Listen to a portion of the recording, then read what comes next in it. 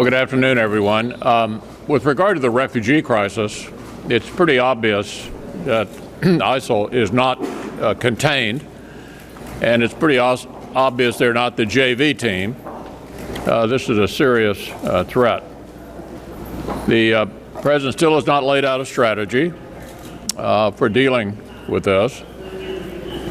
In the wake of this mass casualty attack in Paris, hopefully not only our own administration may wake up, but NATO may take an enhanced interest in dealing with this problem.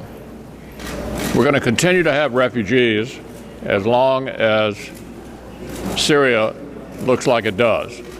And so what we need is a strategy, obviously, to give the refugees an opportunity to stay in their own country. With regard to vetting refugees, I would just mention a case a few years ago in my state. There was a person from Iraq who came into the U.S. as a refugee, vetted, who ended up being arrested for plotting a terrorist attack, and they subsequently found his fingerprints on an IED back in Iraq. So the ability to vet people coming from that part of the world is really quite limited.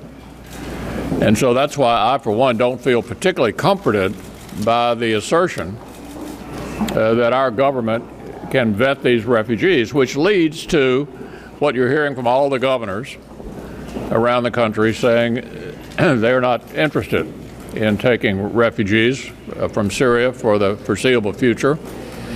At the very least, it strikes me that we need a pause or a moratorium because the American people are quite concerned and upset about the possibility of terrorists coming into our country through some kind of refugee program.